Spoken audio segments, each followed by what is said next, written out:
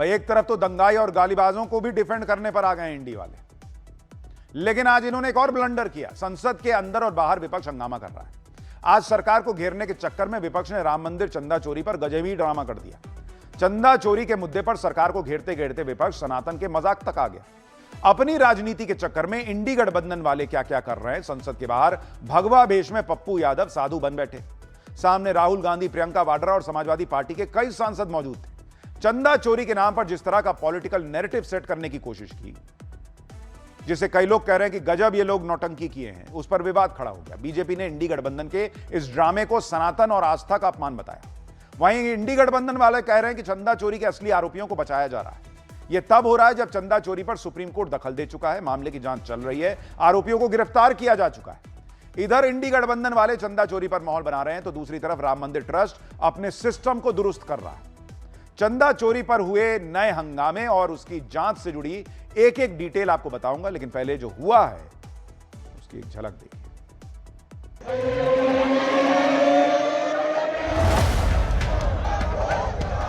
मर्यादा पूर्वक आपको रहना चाहिए और मर्यादा पूर्वक वस्त्र पहनने चाहिए, केवल नौटंकी करने।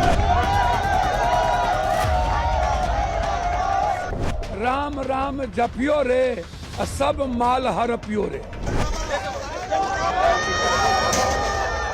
पप्पू यादव स्वयं बेल पर है, चोर है, डकैत है।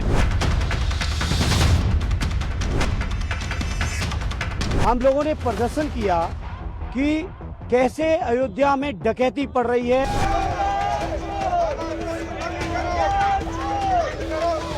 सनातन को गाली देंगे, भगवा को गाली देंगे। एक पप्पू दूसरे पप्पू के साथ मिलकर के हिंदुत्व को अपमानित करने की आज जो चेष्टा कर रहे हैं।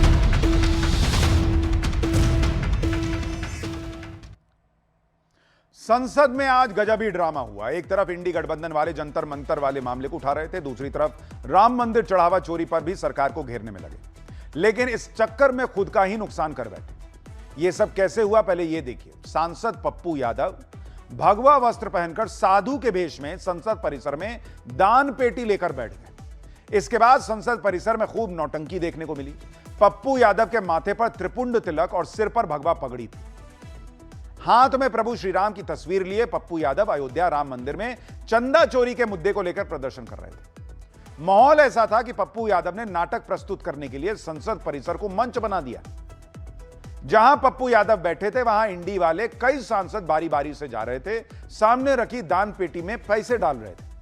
जब यह सब कुछ चल रहा था, तो वहां इंडी गठबंधन के तमाम बड़े नेता मौजूद थे। राहुल गांधी खुद सामने तक चलकर आए और दान पेटी में पैसे डालने लगे।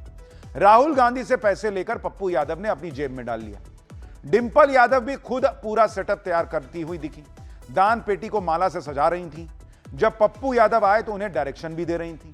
प्रदर्शन के दौरान सांसद पप्पू यादव ने समाजवादी पार्टी के सांसदों से भी चंदा लिया। इनमें से कितने सांसद राम मंदिर गए हैं, यह सोचिएगा। आज इनकी आस्था इतनी जाग गई कि ये वहां पर चंदा देने के लिए दिखा रहे हैं कि देखो चंदा कैसे चोरी होता है। राहुल गांधी राम मंदिर जाके चंदा दिए हैं, वहां पे चढ़ावा दिए हैं। जब ये सब कुछ चल रहा था, तो बैनर लेकर पीछे खड़े इंडी गठबंधन वाले सरकार के खिलाफ नारेबाजी कर रहे थे। चढ़ावा चोरी के आरोपों को लेकर बीजेपी पर निशाना साध रहे थे, नारे लगा रहे थे कि चढ़ावा चोर बीजेपी के दफ्तर में मिलेंगे। इसके बाद शुरू हुआ इस ड्रामेबाजी का क्लाइमैक्स। विपक्षी सांसदों ने पप्पू यादव को चारों तरफ से घेर लिया। चोर चोर और चढ़ावा चोर कहते हुए पप्पू यादव को इंडी वालों ने दबोच लिया। पप्पू यादव दान पेटी लेकर खड़े हुए और चढ़ावे के पैसे को लेकर भागने लगे। कुछ सांसद सांकेतिक तौर पर छीना झपटी करने लगे। देखिए जरा।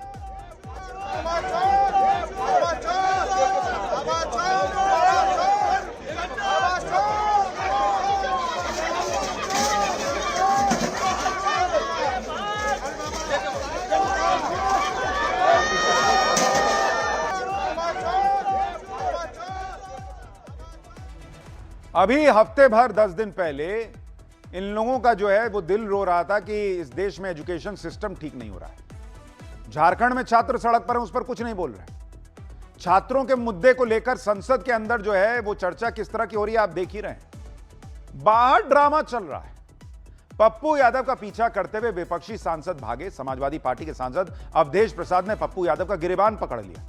यह दिखाने की कोशिश कर रहे थे कि उन्होंने चंदा चोर को रंगे हाथ दबोच लिया।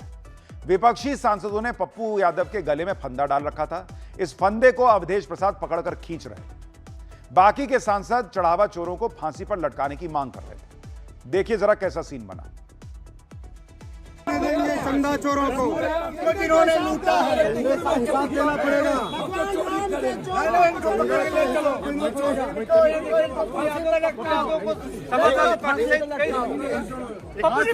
पकड़ा किसने आपको? साधु जी पकड़ा किसने? पकड़ा किसने? ये इतना ड्रामा हुआ है।